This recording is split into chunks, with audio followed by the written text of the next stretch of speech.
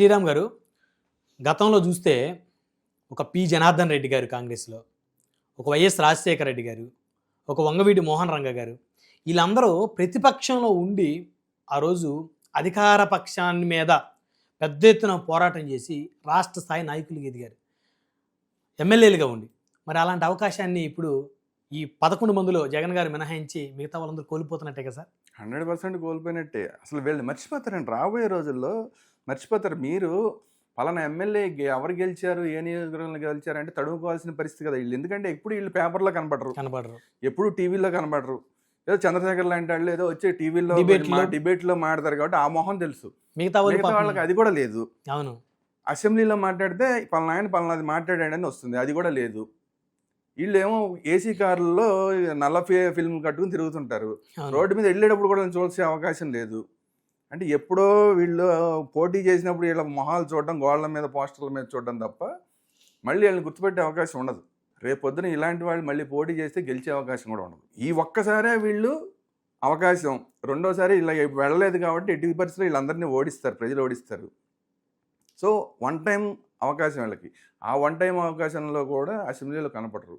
So జనాలకి వీళ్ళు పలానా వాళ్ళు ఎమ్మెల్యేలు అయ్యారన్న విషయం రాబోయే రోజుల్లో కనీసం గుర్తుంచుకునే అవకాశం కూడా ఉండదు.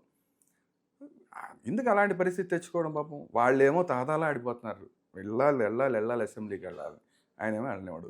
ఇది మరి ఎన్నాళ్ళు కొనసాగుతుందో చూడాలి. దీనికి ఎంత ఒక కొంచెం కామెడీ వ్యవహారంలాగా అయిపోయింది. కానీ వీళ్ళే ఏదో డెసిషన్ తీసుకోవాలి. నేనేమంటానంటే ఉన్నది 11 మంది. అవును, ఇప్పుడు నేను ఒక సీరియస్ మాట చెప్తున్నా, ఈ అందరికీ ఉన్నది 11 మంది. మీకు అసలు ప్రతిపక్ష హోదా లేదు, అంటే మీరు ఒక గ్రూప్గానే మీకు గుర్తింపు లేదు. అవును, ఇప్పుడు అసలు మీరు ఒకవేళ ఏమైనా సరే మేము వెళ్తామన్నా కూడా అది పార్టీ వ్యతిరేక కార్యక్రమం అవుతుందా అవదా కూడా డౌట్ నాకు. అసలు జగన్మోహన్ రెడ్డి గారు వీళ్ళు పార్టీకి వ్యతిరేకంగా పనిచేస్తున్నారు, వీళ్ళ మీద చర్యలు తీసుకోండి అంటే కూడా అవకాశం లేదు, చర్యలు తీసుకునే అవకాశం లేదు. వీళ్ళు అసలు పార్టీనే కాదు కదా, ప్రతిపక్ష హోదానే లేదు. వీళ్ళకి ఒక పార్టీ హోదా లేదు, వీళ్ళొక గుంపు అక్కడ. అందువల్ల అసలు వీళ్ళ మీద ఎంతవరకు చర్యలు తీసుకోగలుగుతారు అనేది కూడా డౌటే. స్పీకర్లు కూడా చర్యలు తీసుకోరు. ఒకవేళ వీళ్ళు వెళ్తే జగన్మోహన్ రెడ్డి గారు ఎవరన్నా వాళ్ళ మీద కంప్లైంట్ ఇస్తే కూడా స్పీకర్లు వీళ్ళ మీద చర్యలు తీసుకోరు. సో ముందు వీళ్ళ ఇండివిడ్యువాలిటీ కాపాడుకుంటే మీకు బెటరు, రాజకీయ భవిష్యత్తు ఉంటుంది. లేకపోతే రాజకీయ సమాధి. ఇదే వన్ టైం కొత్తగా గెలిచిన వాళ్ళందరికీ వీళ్ళందరూ వన్ టైం వండర్స్ మాత్రమే. మీరు ఎలాంటి టైంలో గెలిచారు? జగన్మోహన్ రెడ్డి గారి మీద విపరీతమైన వ్యతిరేకత ఉన్న టైంలో కూడా మీరు ఎమ్మెల్యేలు అయ్యారంటే మీరు ఎంతో నమ్మకాన్ని ప్రజల్లో సాధించుకుంటేనే. ఇంత ఊపు ఉన్నప్పుడు, కూటమికి అంత ఊపు ఉన్నప్పుడు కూడా మీరు గెలిచారు అంటే మీరందరూ సత్తా ఉన్న నాయకులు. కానీ వన్ టైం వండర్లుగా మిగిలిపోబోతున్నారు మీరు. అలా మిగిలిపోకుండా ఉండాలి అంటే ఇమీడియట్గా ఈ సెషన్లో మీరు ఒక నిర్ణయం తీసుకోవాలి. ఈ సెషన్లో ఒకవేళ నిర్ణయం తీసుకోలేకపోతే నెక్స్ట్ సెషన్లో ఉన్న మీరు ఖచ్చితంగా ఒక నిర్ణయాన్ని తీసుకోవడం మీ రాజకీయానికి మంచిది. పార్టీలు వస్తుంటాయి, పోతుంటాయి, కానీ మీ రాజకీయ భవిష్యత్తు అనేది పూర్తిగా సమాధి కాబోతుంది. ఇది గుర్తుపెట్టుకోండి. ఇది నిర్ణయం తీసుకోవాలి. రాజకీయాల్లో ఉండాలా వద్దా నిర్ణయం తీసుకోవాల్సింది మీరే. స్పీకర్ అయితే మాత్రం ఖచ్చితంగా మీ మీద చర్యలు తీసుకుంటారని నేనైతే అనుకోవట్లేదు. ఎందుకంటే అదొక పార్టీ కాదు, ఇప్పుడు పార్టీగా గుర్తింపు లేదు కాబట్టి ఆయన ఒకవేళ తీర్మానం చేసినా కూడా చర్యలు తీసుకోండి అన్నా కూడా స్పీకర్లు తీసుకునే అవకాశం లేదు. సో మీరు అసెంబ్లీకి వెళ్ళినా కూడా మీ రాజకీయ భవిష్యత్తుకి డోకా లేదు. మీరు వెళ్ళకపోతే మాత్రం ఖచ్చితంగా ప్రజలు మిమ్మల్ని రాజకీయంగా సమాధి చేస్తారు. సరే, ఈ మధ్య కాలంలో అంటే ఎన్నికలు అయిపోయి కూటమి ప్రభుత్వం అధికారంలోకి వచ్చిన దగ్గర నుంచి కూడా కొంతమంది నాయకులకు సంబంధించినటువంటి అంశాలు పదే తెర మీదకి వస్తూ ఉన్నాయి. వారి మంత్రి పదవులు ఇస్తున్నారని. ఇప్పుడు ఒక్కొక్క నాయకుడి గురించి మాట్లాడదాం సార్. ముందు నాగబాబు గారు, జనసేన అధినేత పవన్ కళ్యాణ్ గారికి స్వయాన అన్నయ్య. ఇటీవల కాలంలో ఆయన ఎమ్మెల్సీగా జనసేన నుంచి ఆయన ఎంపికయ్యారు. ఆయనకు మంత్రి పదవి ఇస్తాము అని చెప్పేసి సాక్షాత్తు చంద్రబాబు నాయుడు గారు ఒక లెటర్ రిలీజ్ చేశారు. కానీ ఇప్పటికీ కూడా అది ఒక ప్రశ్నార్థకంగా మిగిలిపోయింది. అసలు ఏం జరుగుతుంది సార్ నాగబాబు గారి ఎపిసోడ్లో? మంత్రి పదవి ఇస్తే లాభమా, ఇవ్వకపోతే లాభమా? అయితే జన సైనికులు మాత్రం ఆయన మంత్రి కావాలని చాలామంది కోరుకుంటున్నారు. ఈ ఎపిసోడ్ భవిష్యత్తులో ఎటువైపు దారితీయబోతుంది? చంద్రబాబు నాయుడు గారి రాజకీయ చరిత్రలో ఒక వ్యక్తికి నేను నీకు మంత్రి పదవి ఇస్తాను, లేదంటే నేను ఈయనకి మంత్రి పదవి ఇస్తానని లిఖితపూర్వకంగా రాసి ఇచ్చినది లేనే లేదు. అట్లాంటిది ఫస్ట్ టైం నాగబాబు గారికి లిఖితపూర్వకంగా ఇస్తాము అని చెప్పి రాసిచ్చారు. దాన్ని కూడా నిలబెట్టుకోకపోతే అది చంద్రబాబు నాయుడు గారి క్రెడిబిలిటీకి సంబంధించిన అంశం అవుతుంది. ఆయన క్రెడిబిలిటీని పోగొట్టుకున్నట్టు అవుతుంది. మరి దీని మీద ఎందుకు చర్యలు ఎందుకని దాని మీద ముందుకు వెళ్ళట్లేదు అంటే నా ఉద్దేశంలో ఏంటంటే క్యాస్ట్. ఎందుకంటే ఇప్పటికే పవన్ కళ్యాణ్ గారు ఆల్రెడీ ఉప ముఖ్యమంత్రిగా ఉన్నారు, కాపు.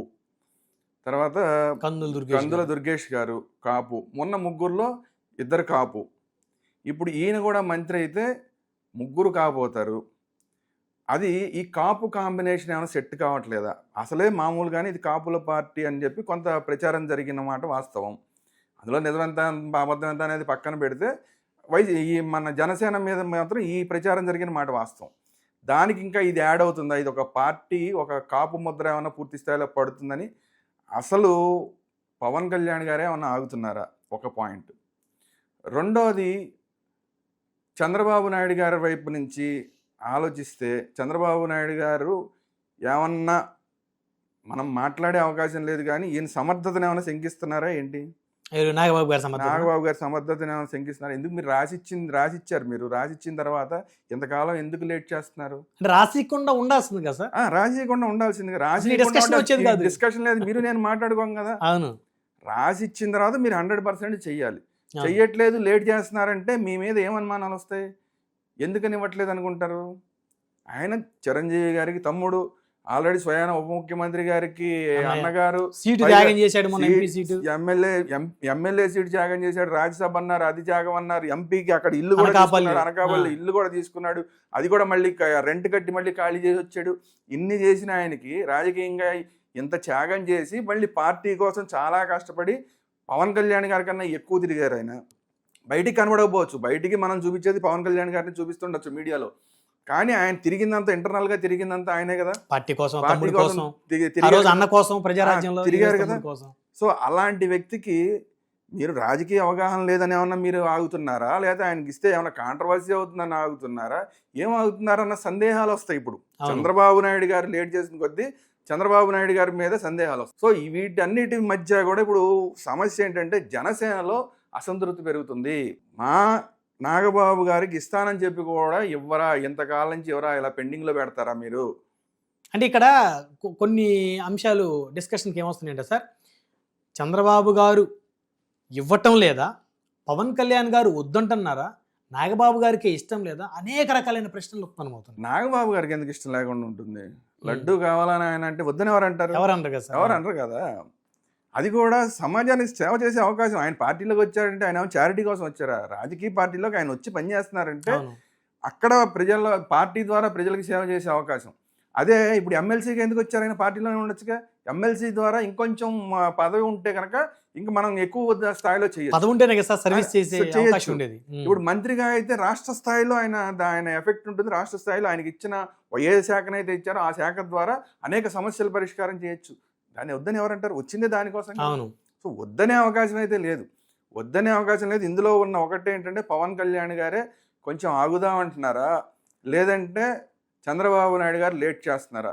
రెండిట్లో ఏది జరిగింది అనేది అనవసరం, కానీ ఈ రెండిట్లో ఏది జరిగినా కూడా జనసేన వర్గాల్లో కార్యకర్తల్లో అసంతృప్తి పెరుగుతుంది. ఇది మళ్ళీ ఇంకొక లిఖితపూర్వకంగా ఇస్తే ఈ డిస్కషన్ క్లోజ్ అయ్యింది కదా సార్. లిఖితపూర్వకంగా ఇవ్వడం ఎందుకు? ఇచ్చేయచ్చు కదా, ఏకంగా మంత్రి పదవి ఇచ్చేయచ్చు కదా. లిఖితపూర్వకంగా మళ్ళీ పలానా డేట్ నుంచి ఇస్తాం ఎందుకు? ఈ రోజు ఇవ్వచ్చు, అక్కడ ఖాళీ ఉంది కదా. లేదు వద్దనుకున్నారు అనుకోండి సార్, వద్దనుకుంటే దానికి ఏంటి సమాధానం చెప్పాల్సి వస్తుంది. వద్దని లిఖితపూర్వకంగా ఇస్తే అసలు దానికి సమాధానం చెప్పాలి కదా. ఎందుకు వద్దనుకుంటున్నాం? ఇలానే వదిలేస్తే ఎలక్షన్ దాకా ఇలానే వదిలేస్తే అదే అని అంటున్నా. ఇలా వదులుతుంటేనే జనసేనలో పవన్ కళ్యాణ్ గారికి అసంతృప్తి ఉందా లేదా అని పక్కన పెడదాం.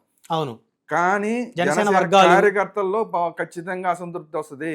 లిఖితపూర్వకం లాస్ ఇచ్చిన తర్వాత ఇవ్వలేదు అంటే అనేక సందేహాలు చంద్రబాబు నాయుడు గారి మీద వస్తాయి. పవన్ కళ్యాణ్ గారు ఇంటర్నల్ గా ఒకవేళ నిజంగా ఇప్పుడు వదిలే 4 రోజులు ఆగుదామన్నా కూడా అలా అనుకోరు. జనసేన వర్గాలు ఏమనుకుంటాయి? చంద్రబాబు నాయుడు గారు ఇవ్వట్లేదని అనుకుంటాయి.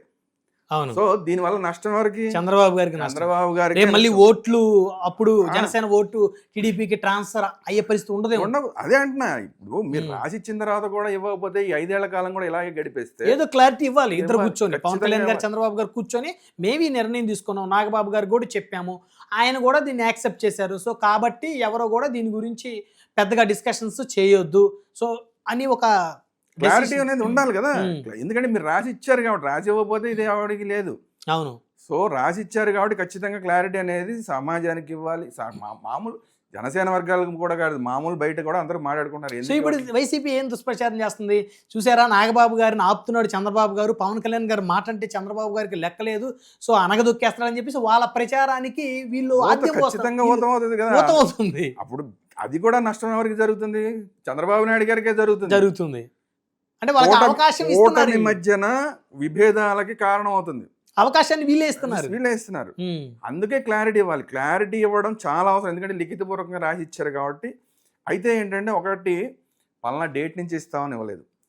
ఆయనకి రాసి ఇచ్చిన తర్వాత మేము ఆయన్ని తీసుకుంటాము అని మంత్రిమండలిలోకి అని చెప్పిన తర్వాత మంత్రిమండలి ఎక్స్పాన్షన్ చేయలేదు. అవును, ఎక్స్పాన్షన్ చేసిన తర్వాత కూడా ఈయనకి ఇవ్వకపోతే కనుక అది పెద్ద రచ్చ అవుతుంది. ప్రతి గ్రామంలో ప్రతి నియోజకవర్గంలో సోషల్ మీడియాలో ఒకళ్ళు తిట్టుకోవడం, మీడియాలో తిట్టుకోవడం ఖచ్చితంగా జరుగుతుంది. అప్పటికి కూడా మీరు క్లారిటీ ఇవ్వకుండా ఒకవేళ ఆయన ఆపితే మాత్రం, ఎక్స్పాన్షన్ లో ఆయన పేరు లేకపోతే మాత్రం జరుగుతుంది. ఎక్స్పాన్షన్ అయ్యే వరకు మాత్రం వాళ్ళు ఏం డేట్ రాసి ఇవ్వలేదు కాబట్టి ఇస్తారు. ఇచ్చే దాంట్లో ఈయనే ఫస్ట్ ఉంటారని మాత్రం అప్పటిదాకా సరిపెట్టుకుంటారు. కానీ అసంతృప్తి ఏంటి, అనుమానాలు పెరుగుతాయి. అసంతృప్తి కన్నా కూడా అనుమానాలు పెరుగుతున్నాయి. ఇది అనవసరమైన డిస్కషన్ కదా. ఈ అనుమానాలు ఎవరి మీద పెరుగుతున్నాయి? పవన్ కళ్యాణ్ గారు ఒకవేళ ఇంటర్నల్ గా అనుకున్నా కూడా కొన్నాళ్ళు ఆగుదల చూద్దాం అనుకున్నా, అది అనుకోరు. చంద్రబాబు నాయుడు గారే ఆపుతున్నారు అనుకుంటారు. దీని నష్టం చంద్రబాబు నాయుడు గారికి జరుగుతుంది. రైట్.